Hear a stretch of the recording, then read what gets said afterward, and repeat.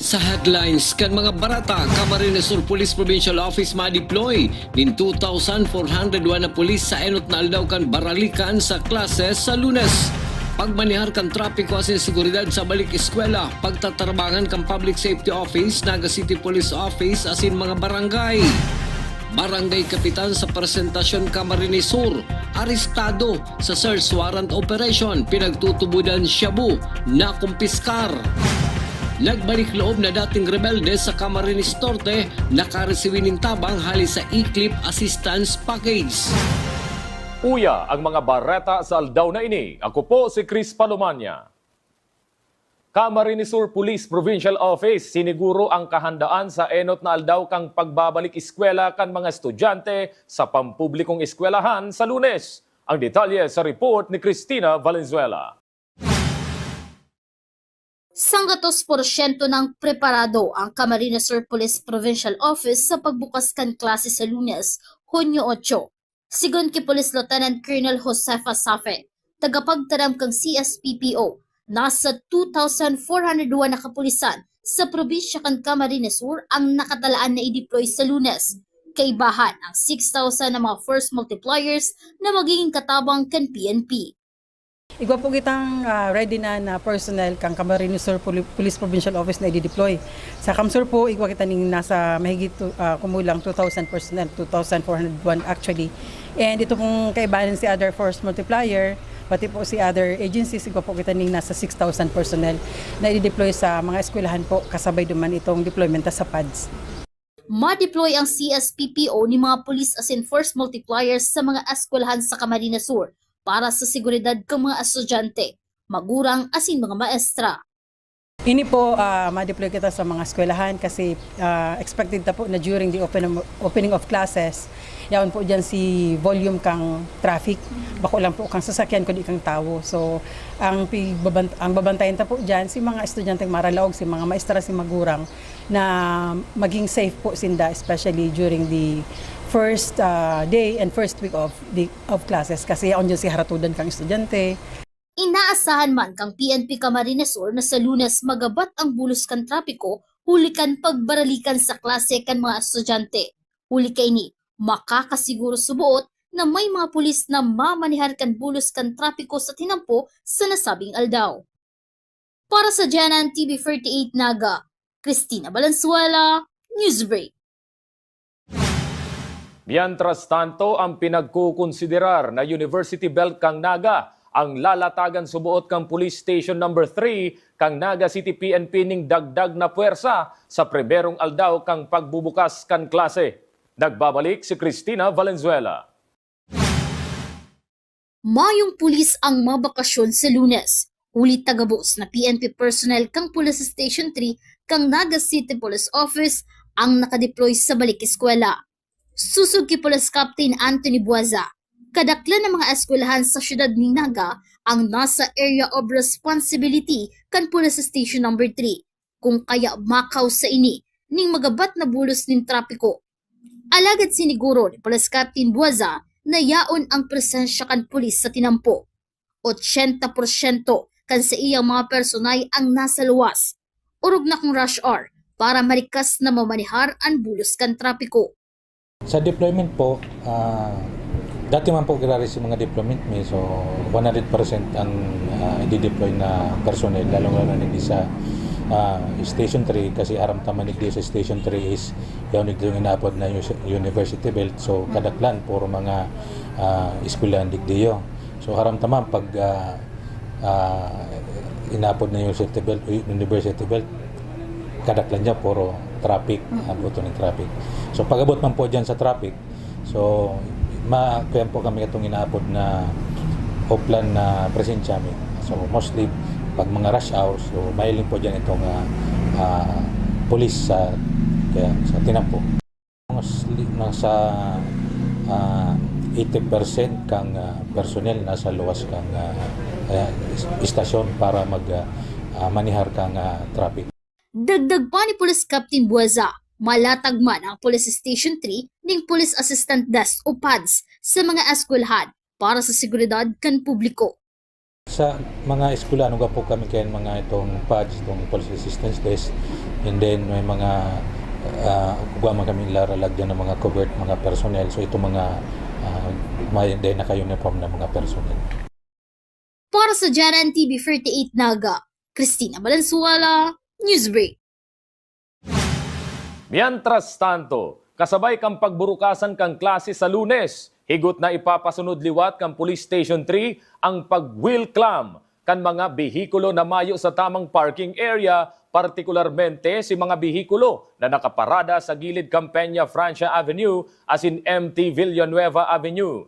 Sigun kay Police Captain Anthony Buesa, nakabugtak sa ordinansa na sa oras na alas 6 ning aga hasta alas 6 ning banggi, pinagbabawal ang pagpark ng mga bihikulo sa tinampo na saro sa nakakaabala sa trapiko.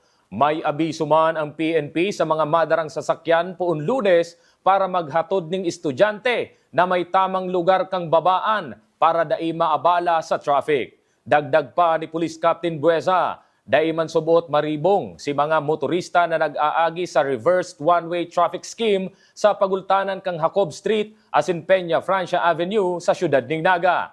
Ang entrance point subuot kaini sa may Naga Central 1 as in maluwas sa Peña Francia. Ipapotobi po ito digdi yung dilaw na rin sa Francia, ini yung tapos sa MT Villanueva itong wheel club. So may ordinansa po digdi yun na 6 a.m. to 6 p.m. bawal po mag-parking digdi left and right. So papotobi po itong mga itong no parking.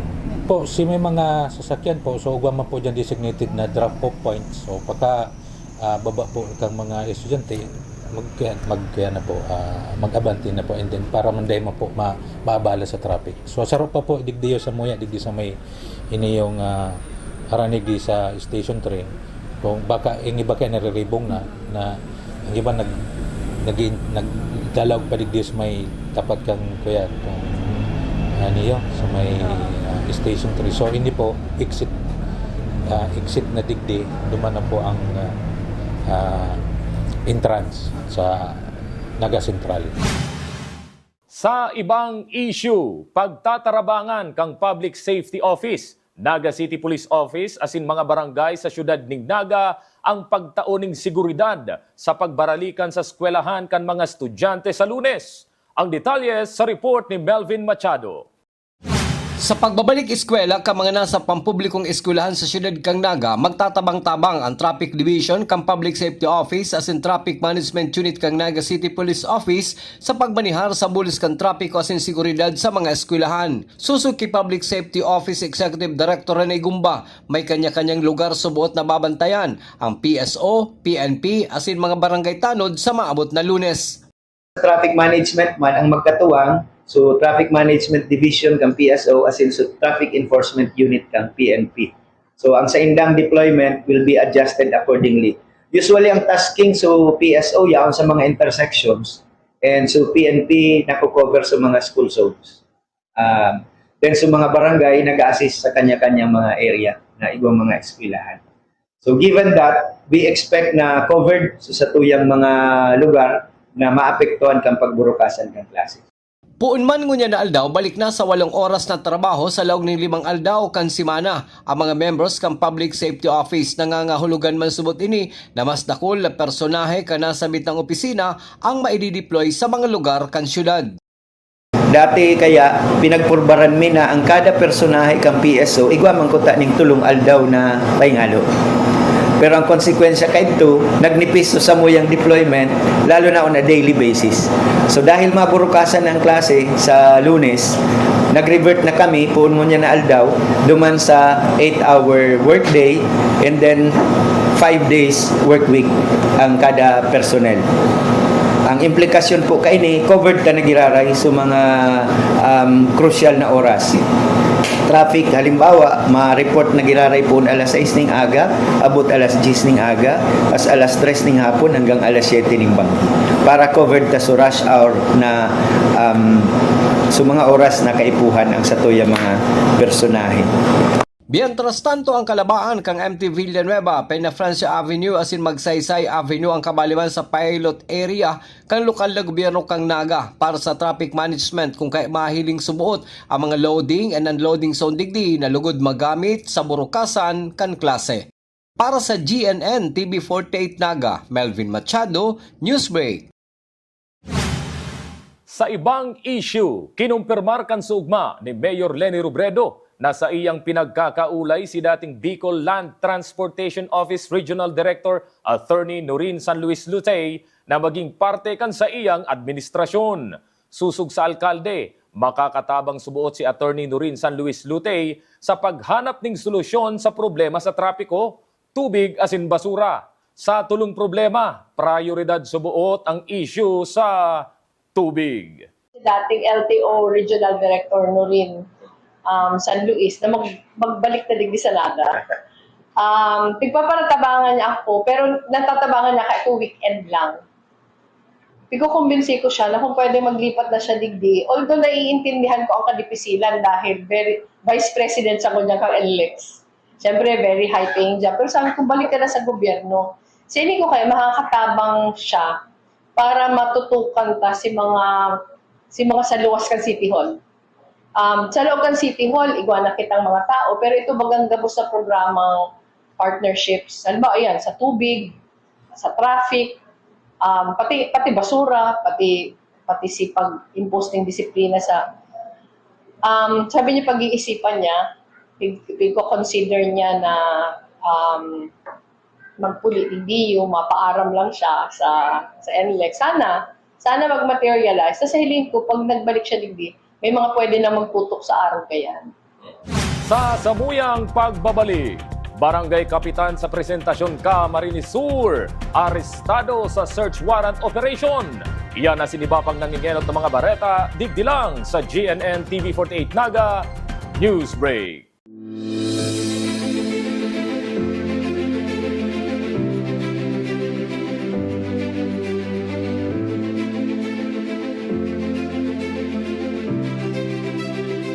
Different backgrounds, one premier education.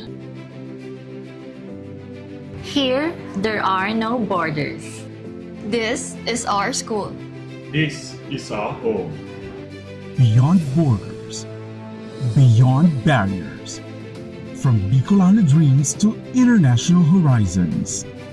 NCF is where everyone belongs.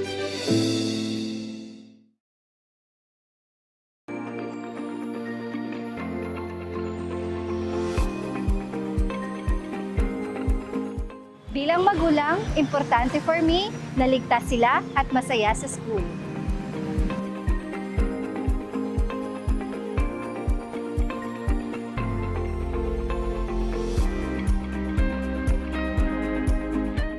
At NCF, the energy just feels right. You come for the school, but stay for the people.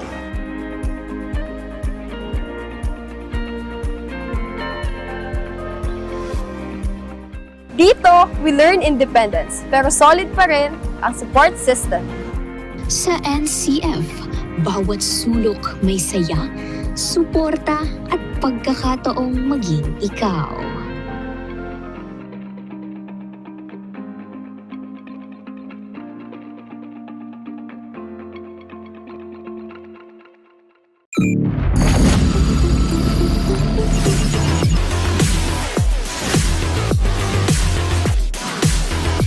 Invest in your dreams. We'll handle the innovation-powered excellence. This is how we lead the future.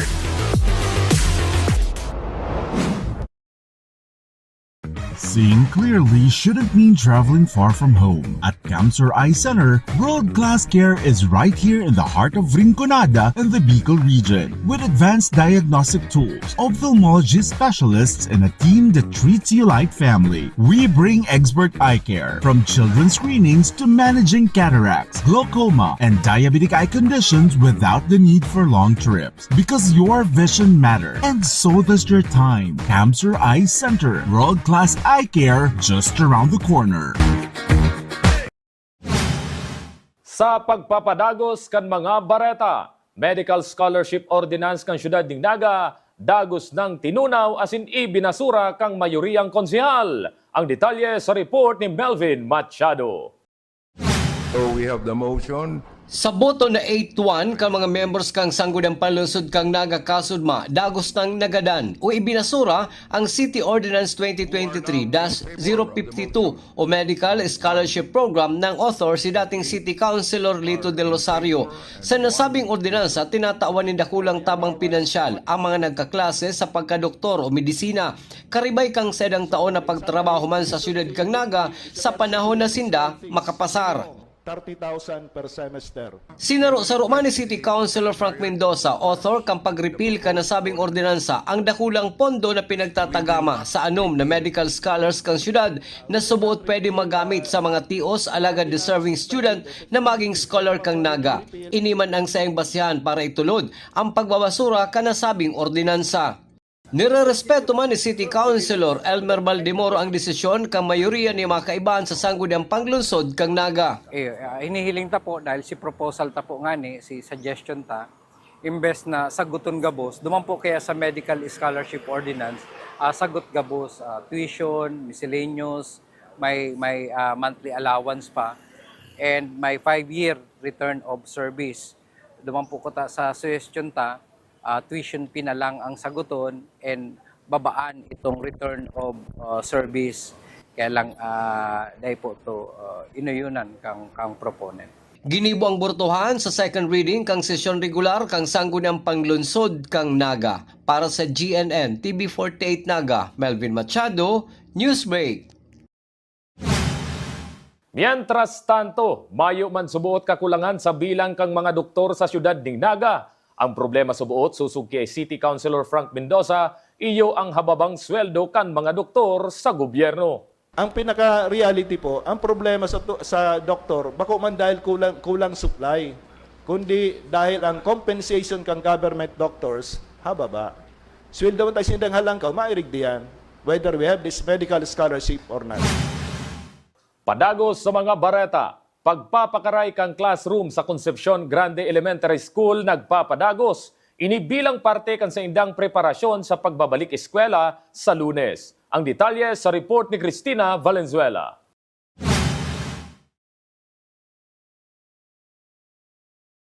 Nagpapadagos ngunyan ang Brigada Eskwela sa Concepcion Grande Elementary School. 4 na aldaw bago ang balik eskwela. Sigon kay Principal Ma'am Rowena Tabilo, dakulang bagay subot na igwang Brigada Eskwela. Ulit na dahin nakaipuan pang maglinig sa mga classroom ang mga estudyante paglalaugan sa klase. Ay dakulaon na bagay ang Brigada Eskwela. Paglaog kang mga aki sa Lunes sa opening of classes tulos, malinig ang mga classrooms, pati ang sa tuyang surroundings. So katong kapanahonan ko, pag first day of classes, narilinig mo na kami, dahil pang ready ang mga classrooms. Pero ngunyan talagang malaog ang mga eskwela ta. Malinig na may pa-welcome pa sa inda. Sa esperso yan kang mga teachers, mga magurang, saka mga stakeholders ta. Saro sa mga puspusang tinatrabaho ngunyan kang eskwelahan, ang pagpakaray kang mga classroom na gagamiton sa Lunes. Dahil man handa si Ma'am Tabilo na magkulang ang sa indang classroom ngunyan na taon kung pagbabasehan sa enrollment kang nakalis na taon. Ang classroom ta, prepare naman ka mga teachers. May mga minor repairs. As of now, dahil pa man, kung ang babasehan ko si enrollment last school year, dahil man kita makulang yan. Although dahil ko masasabi na itong mga classroom magagayon na mga bago, si mga dati lang na classroom, pero conducive man sila sa mga aki. Mientras tanto, nagpartisipar man sa Brigada Eskwela kang Concepcion Grande Elementary School ang Philippine Coast Guard kang Camarines Sur, asin nagtauman ng mga school supplies ang Philippine Army. Para sa GNN TV48 Naga, Cristina Valenzuela, Newsbreak. Mientras tanto, 950 hasta 970 ang inaasahan na enrollees ngunya na taon kang Concepcion Grande Elementary School. Hinahalat pa kang eskwelahan si mga estudyanteng nagbarakasyon para liwat na mag-enroll. Sigon ki Ma'am Rowena Tabilog, padagos lang subuot ang saindang pag-ako ning mga mapa-enroll maski nagpupuuna ang klase. Nasa 60% na subuot na preparado ang eskwelahan. Padagos man subuot ang pag-arabotan kang nagkapira nindang gamit, siring ang libro na babasahon kang mga kaakian. As to percentage, ano pa lang yan, June 3, siguro mga 60% pa sana. Iba pa kitang pirang aldaw pa. Actually, ang samuyang hanggang Domingo pa sa mga preparation, dahil pa kami nagpupundo. May mga nagpipirentura pa sa luwas. May mga classrooms na nagre-relinig pa. Siguro mga 60% na. Pero nga kulang talaga. Pero itong kadakol mo ng ginibo, pero kulang pang maray. Pero may hiling tayan, pagyarao na ang mga aki. Baka may mga dai pa kami na ginibo. So later, mahiling ta pagyarao na sila. So trabaho na naman kung ano pa ang pangangaipunin mo.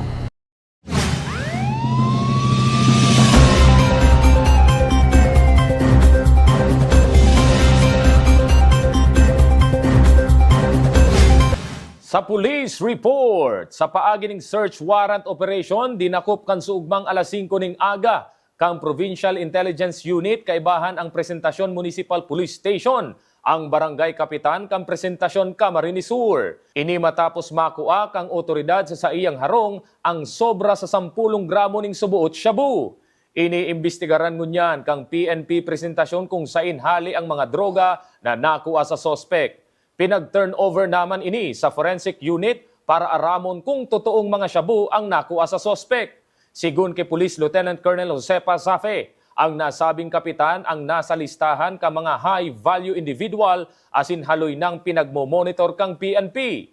Nasa kustodiya na inikan na Presentasyon Municipal Police Station habang hinahalat ang resulta kang chemistry test para sa pagsaangat kan reklamo laban sa suspetsado. Kasuudma po, June 3, nag-serve po ng search warrant ang satuyang intelligence unit kaibahan ang Presentasyon MPS duman sa sarong barangay kapitan sa Presentasyon.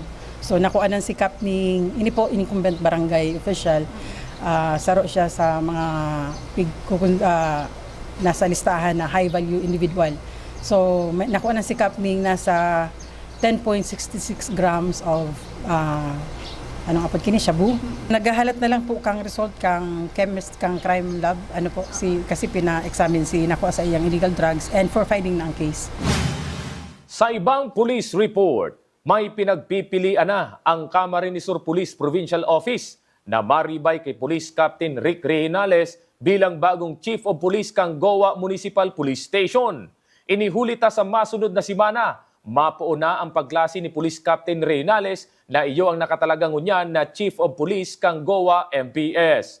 Sigun kay Police Lieutenant Colonel Josepa Zape, kay puha na may magribay tulos kay Police Captain Reynales para dai maputol ang pagtauning serbisyo kang PNP sa komunidad.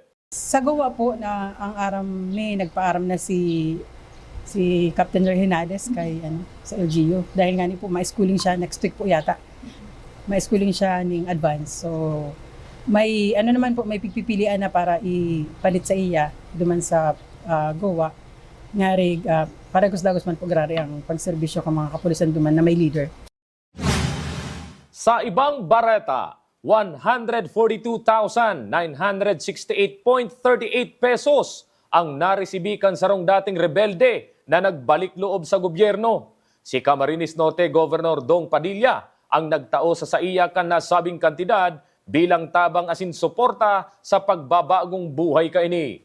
Nag-atindir sa aktibidad si Colonel Arnel Bautista, Acting Commander kang 902nd Infantry Brigade. May representante man ang 42nd Infantry Battalion asin 81st Infantry Battalion. Yaon man ang mga taga-Provincial Social Welfare and Development Office, DILG asin PNP. Sa ibang barata, Dalan Theater and Events Collaborative, liwat mahatod ding back-to-back performances sa bulan ng Hulyo. Ang kumpletong istorya sa report ni Campus Correspondent Jonadel Ruby. Sa ginibong press conference kanakalihis na semana, Ang Dalan Theater and Events Collaborative ihahatod din ang duwang makabuluhan na back-to-back performances na iyo ang Gymgirls 2 as in embodied conflicts sa masunod na bulan. Ang mga nasa likod kan obra, nagtaunin pa si Idip sa magiging dalagan kan istorya. Sigun sa director kan Gymgirls 2, ang show na ini bako sana para makapaugma kundi maiheras ang HIV and AIDS awareness. Bali, yung ipapalabas natin dito sa Naga ay dalawang show, no? Dalawang play, yung Gymgirls at yung Gymgirls 2. Pareho itong advocacy play tungkol sa HIV and AIDS. Pareho itong play na ito, itong dalawang play na ito, mangyayari sa loob ng isang gym. Yung gym na yon, doon nagpapalakas yung mga tao na may HIV and AIDS. Nandun sila para mag-recuperate, mag-recover. Para sa ating mga audience, sana patuloy kayong manood ng ating mga dula. Hindi lang ng grupo namin ng Sining Bano, pati ng iba pa ring mga productions ng ating mga local theater companies sa Bicol. Kasumpay kay ni, sinabi man ni Director RJ Madrid, kan embodied conflicts kung ano ang mga posibleng manodan, asin mamatayan kan audience manungod sa pagbayli. Pag-express nila kan sa indang sadiri, as in self-identity. Pinaka-main point niya talaga is identity formation, embodying the conflicts within those. Kung paano natin ma-form yung identity and all the questions, all the struggles, the troubles, and everything. So I'm inviting everyone to watch Embodied Conflicts. This will be an experience na bago for everyone, I believe. And this will be an experience na mas makakapagpa-appreciate sa atin sa art, sa dance, and all the other art forms.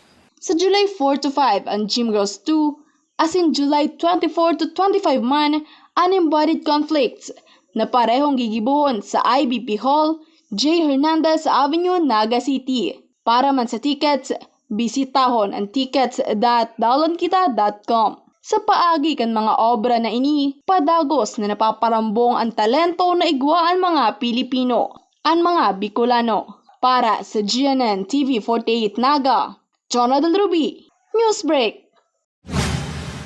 Yan ang mga bidang baretang nakalap kang mas pinakusog na puwersa kang GNN TV 48 Naga News and Bicol Affairs. Dahil malingaw na i-follow ang samuyang official Facebook page, GNN TV 48 Naga. Padagos kaming mahatod ng mga baretang garantisadong nangimyanot asin napapanahon. I-hit ang subscribe button sa samuyang official YouTube channel, GNN TV 48 Naga, para updated kita sa mga bareta asin istoryang bida ang Bicolano. Ako po si Chris Palomania, asin ini ang GNN TV 48 Naga News Break. Sa NCF, tambayans are not just tambayans. They are a place to vibe with your people. It's where Tigers connect. And sometimes, it's also the best place para huminga.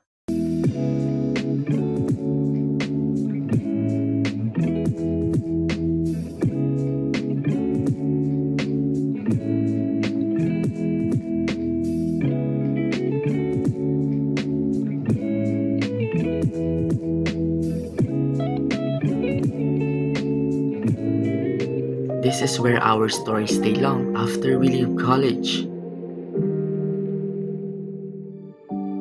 The quiet witness of how we built our future.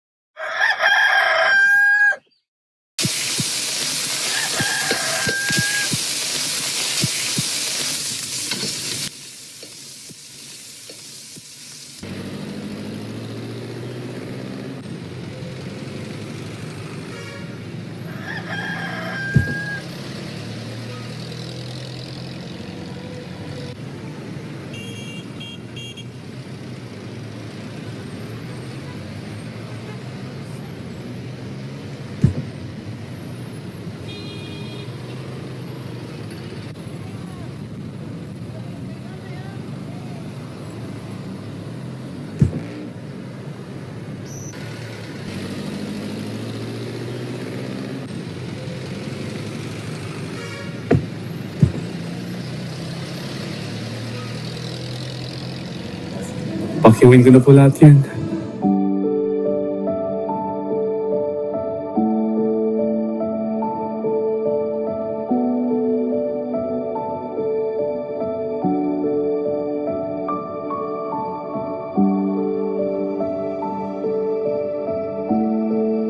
Humble beginning, global end.